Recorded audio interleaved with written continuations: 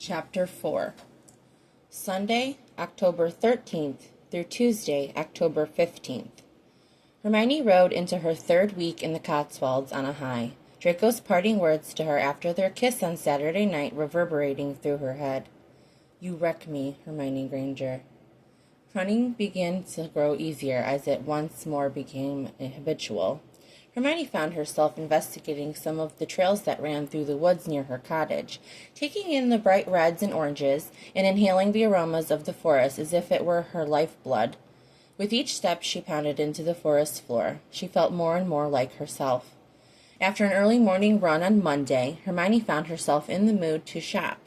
A couple of quick pops later, she arrived in her favorite shopping district in Paris. While she didn't always adore clothes shopping, she could never resist a leisurely day strolling through the cobbled streets of her favorite city. Dressed accordingly in a chic black sweater dress, black tights, and ankle boots, Hermione fit right in with the other shoppers and meandered in and out of a few of her favorite stores.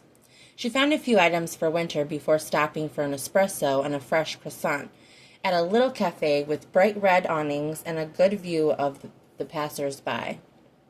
Next, she hunted for the perfect little black dress for her date with Draco, and found what she was looking for after just a few stops.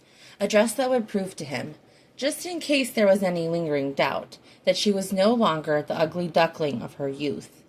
After her shopping was finished, Hermione stopped in at a nearby wine bar and enjoyed a glass of a vintage red while she chatted with some of the other patrons, happy to check off another item on her list: talk with a stranger.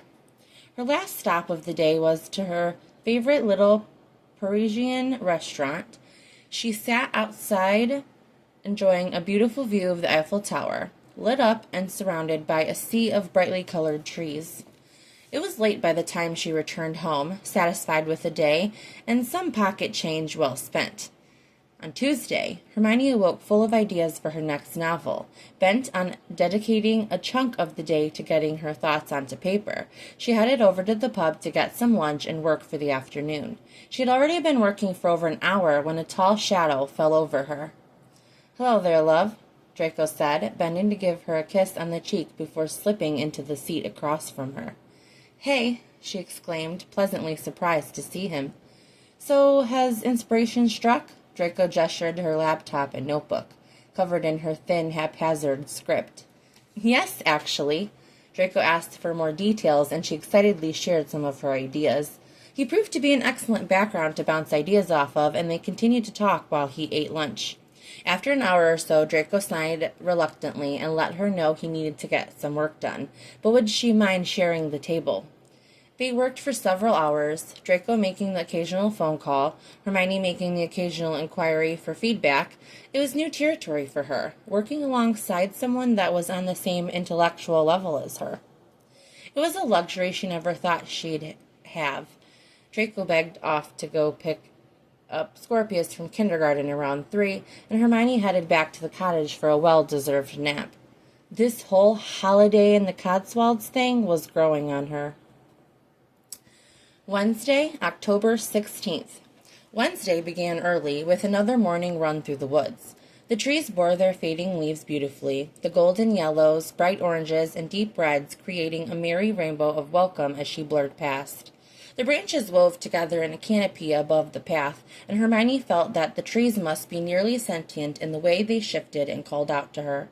The wind raced alongside her, and together they created a symphony, branches creaking and shifting, leaves flying, fluttering, flowing down to the earth, her footsteps crunching on the hard dirt path, her blood pounding through her body, her breath whispering up to the sky. Well-being surged up along her muscles and into her chest. The strength she'd found in herself to run again was exhilarating. Upon her return to the cottage, Hermione sat on the back porch with her breakfast and a cup of tea. She had just been about to enjoy some time spent in a book when the owl arrived, a dark streak across an otherwise clear sky, a bad omen in her sea of hopefulness. Her hands shook as she untied the parchment and unfurled it, a dark pale falling upon her before she'd even read it. This was not the first letter she'd received from her ex-husband since their divorce. With each short missive written in Ron's characteristically childish scrawl, memories of her marriage would cascade down upon her as though she were trapped within the tunnel of a mad kaleidoscope. Despite Hermione's best efforts to control her thoughts, they always became blurred and twisted and took on a life of their own. Sure that this letter would be no different than the others, a faint voice in the back of her head advised her to leave the letter unread, to burn it in the tips of her fingers until it was nothing but ash in the wind. But for some sick reason, she had to know what it contained. Hermione, no one has heard from you since you left on your trip, and we're all concerned. Come home where you belong. I miss you. Are you eating? I just want what's best for you. If I don't hear from you, I'm going to come check on you in person.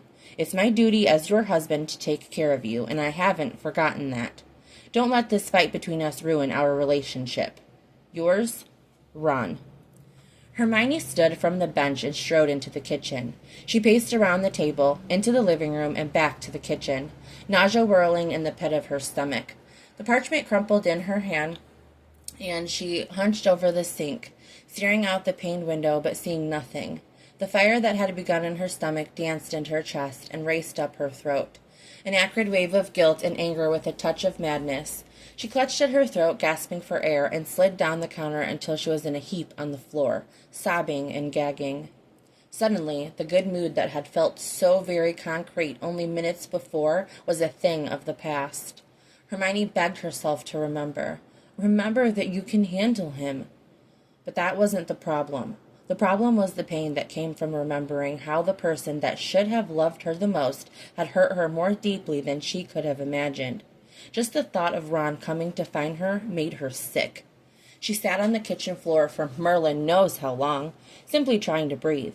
Eventually, her tailbone aching from the hard floor and her palms raw where she dug her nails into her skin, she stood.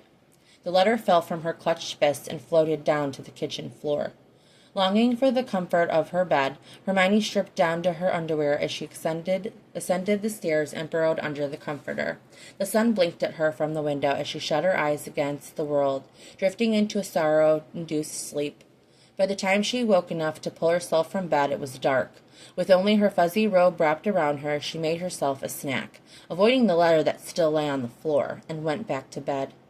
Her phone sat at the bottom of her purse where she'd left it next to the door the night before. Draco's text, wondering how her day had been, left unseen and unanswered. Thursday, October 17th. Hermione decided immediately upon waking that there would be no running today. Once again avoiding the letter on the kitchen floor, she bustled out of the house, hell-bent on not returning until she'd changed her attitude around. Unfortunately, after a haircut, a matinee film, and some greasy fish and chips, her attitude had yet to improve. The melancholy that had set in the day before was running strong, and the words of Ron's letter, along with all of the other bullshit he'd ever said, continued to clang around in her head. Desperate to put off her return to the cottage, Hermione visited a nearby park that had a lovely walking trail, a pond, a white gazebo, and a children's playground. She found a nice spot on a bench and settled to watch passers-by. But this turned out to be a terrible idea. The playground was filled with happy children and their mothers, and Hermione's heart withered and began to crumble. Within 10 minutes of arriving, she left in a hurry, racking her brains for another distraction. A trip to the store did nothing but prolong her suffering. She wandered aimlessly aisle to aisle, forcing herself to make selections, even though her stomach was twisted in knots, and nothing sounded at all worth eating. When Hermione got home, the groceries were shoved into the fridge, still jumbled inside the shopping bags. And she hauled herself up to the stairs despite the early hour. The only things she could bother to remove were her shoes, and she crawled under the heavy down comforter fully clothed.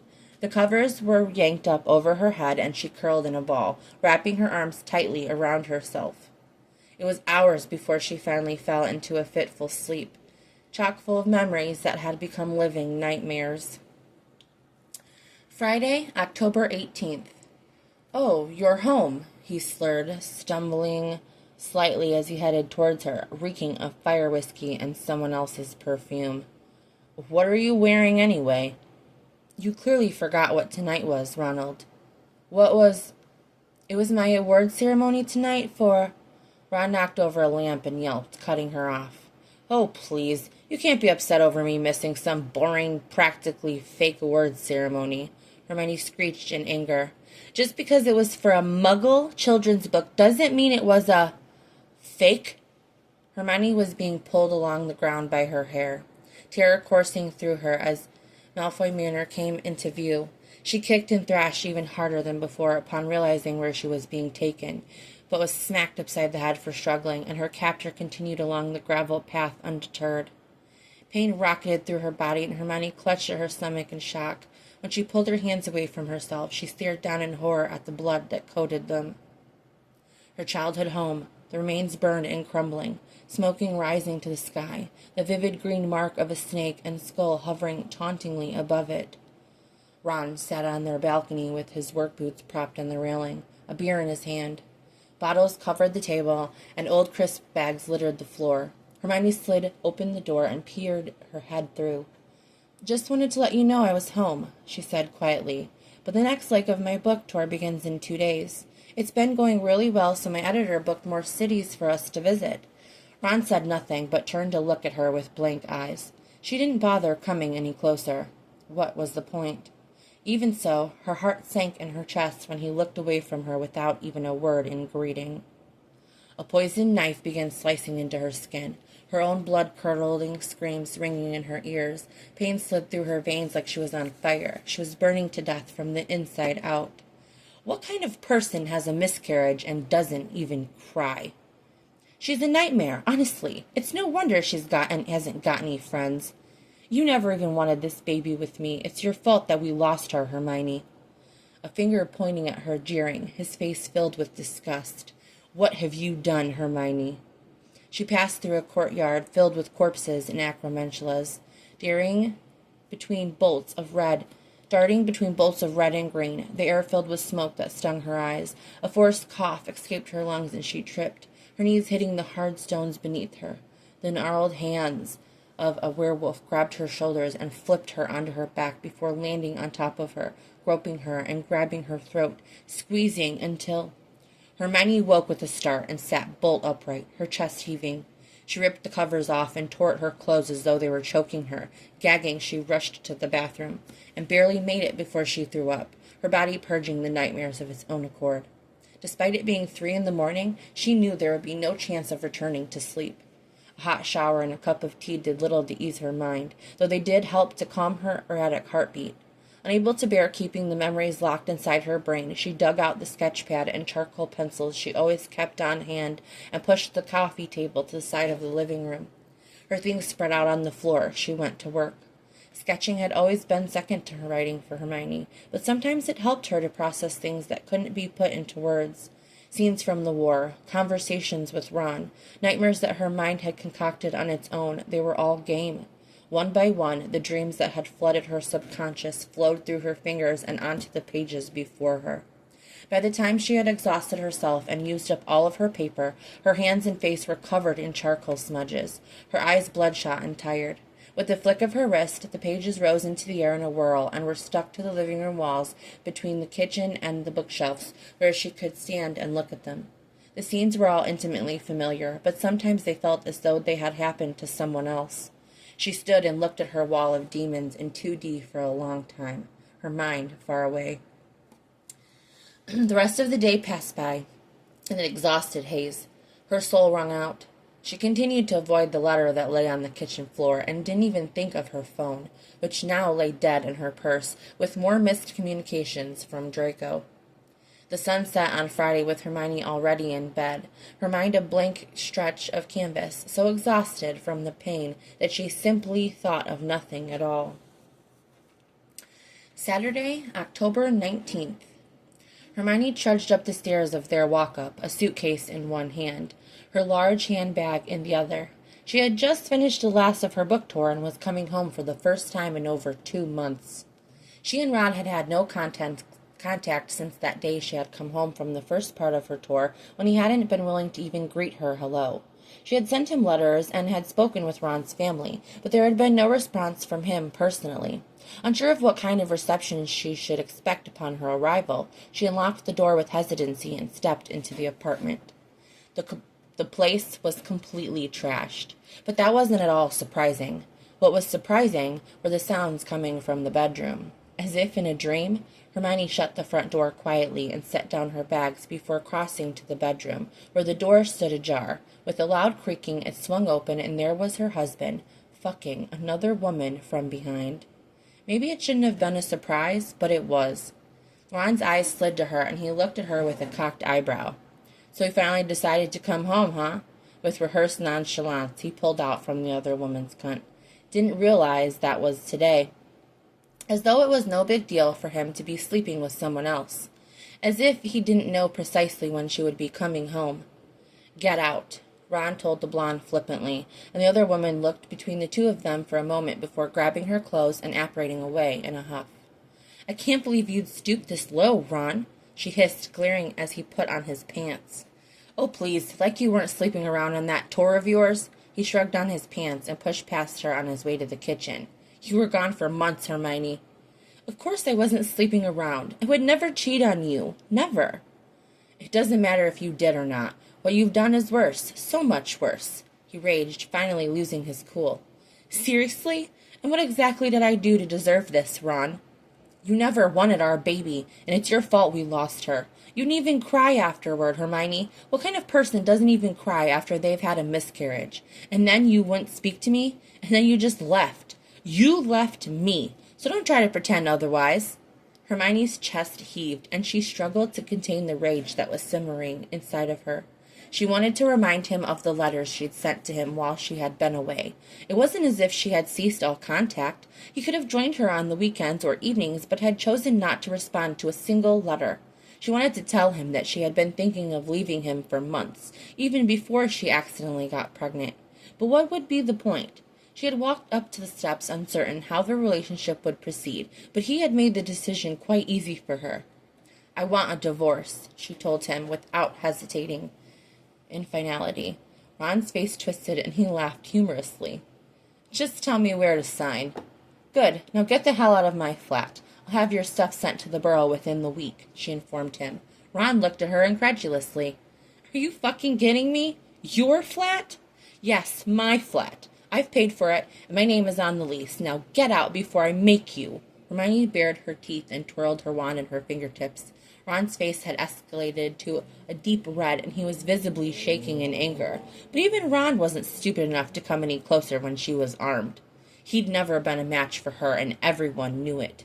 With a roar, Ron summoned his wallet and his keys and stormed out, slamming the door behind him. It echoed through the building and shook the doorframe, and for a moment the slam played over and over in her brain. Hermione sunk to the floor shaking, but still, her eyes were dry. The sun was just beginning to rise above the hills when Hermione woke Saturday morning, gasping and covered in sweat. The sheets were tangled around her legs, and the comforter in a pile at the end of the bed. The contents of the bedside table swept to the floor at some point in the night. Despite her efforts to exorcise the demons that plagued her the day before, others had simply risen up to claim her. The last thing she had said to her father before he was killed? The incessant thump of a beetle trapped within a jar, clamoring to escape. Wandering through the all-consuming darkness of the forbidden forest, with God knows what lurking in the shadows. A crumpled form lying beneath the astronomy tower. Her parents' bodies strung up in their backyard, charred yet still recognizable. A vampire hovering behind her, waiting to sink his teeth into her neck. Colin Creevy's face smashed into the dirt, blood pouring from his lips. The evening she'd come home to find Ron fucking someone else. Hermione woke with her pulse racing as if she had been running.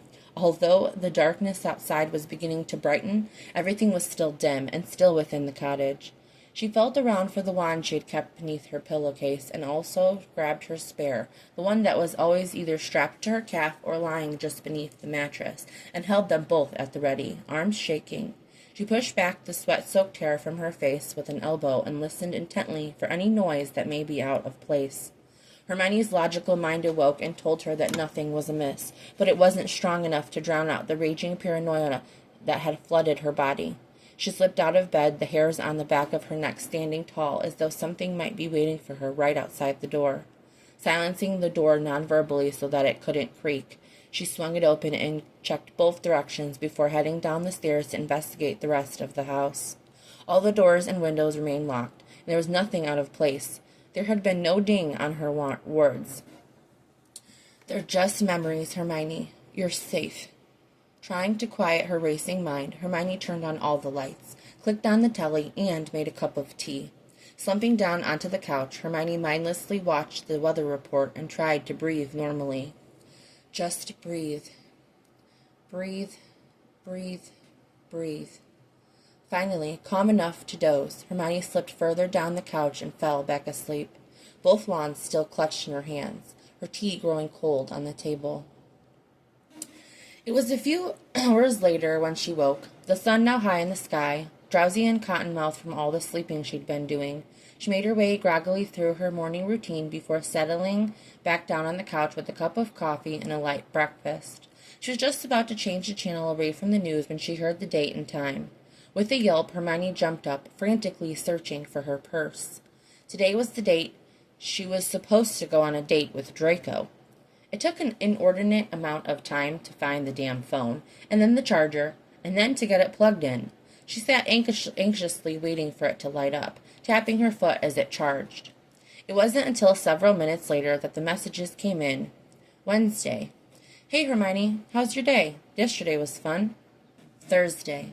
Hey, want to meet up at the pub this afternoon? Her heart sank at having missed the text. She clicked the voicemail he'd left just the night before. Hey, Hermione, you aren't ghosting me, are you? I know where you live. He laughed awkwardly. Just wanted to see if we were still on for tomorrow. Scorpius is spending the weekend at the manor with my mother, but I have to take care of some work until about 3. Give me a call and let me know. Bye. Hermione glanced at the time and realized it was 3:30, and immediately dialed him back before she could second-guess herself. The phone rang, and just when she thought it would go to voicemail, he answered. Hey there. You're a hard woman to get a hold of. Hey, sorry about that. I've been off the grid for a few days. I thought you might be avoiding me. He laughed weakly, and Hermione's heart clenched. No, not at all. I just hadn't checked my phone since Wednesday morning and got kind of caught up. Sorry to make you worry. Are we still on for tonight? She asked hopefully. Yeah, definitely. How does 7 sound? Draco's voice relaxed, and she did too, happy that things were so easily smoothed over. Sounds great. All right, I'll pick you up at 7 then. Okay, see you then. Looking forward to it. Me too. Bye. Bye, she said breathlessly. She sat back for a moment before deciding to go on a quick run to get her head screwed on straight. She had a date to get ready for. The run began with promise, but by the time Hermione had reached her normal path, her mind had begun to spiral. The paranoia from the morning hadn't fully dissipated, and deciding to go into the woods had been a mistake. The forest felt haunted instead of friendly, the fog ominous and chilly rather than inviting. There were faces in the trunks of the trees and in the gnarled branches that wove together above, watching her every move. The hair on the back of her neck stood on end, and twice she whipped around, certain that someone was closing in on her from behind. Each time she turned, there was nothing to see. Paranoia set deep into her bones, and the benign woods of the Cotswolds became the Forbidden Forest, the Forest of Dean, the woods next to the Malfoys' property in Wiltshire, bloodthirsty werewolves, murderous centaurs, hungry acromentulas, Death Eaters, giants, vampires, and hags. She'd faced every creature of her nightmares on one wood or another, and today they were coming to find her. A leisurely jog became a sprint for her life. Running had always been a way for her to manage her PTSD, but after the triggers of the last 3 days, it became a vehicle for yet another terrible panic attack. Hermione sprinted off the trail, flying haphazardly between the trees, her feet catching in the underbrush. Hidden logs jumped out and sent her flying to the ground, banging up her hands and knees. But she would drag herself up and continue on. Skidding to a sudden stop, she searched the skies, looking for the assailant she just knew was after her. Branches whipped across her face, blood and sweat pouring into her eyes. She tumbled down a slope and into a creek and came up gasping for air, chilled to the bone. The water woke her to reality, and a sob wrenched from her lips. Gathering her willpower, she operated to the stoop of the cottage, ripped the front door open, and locked it quickly behind her. Her back thudded against the door with a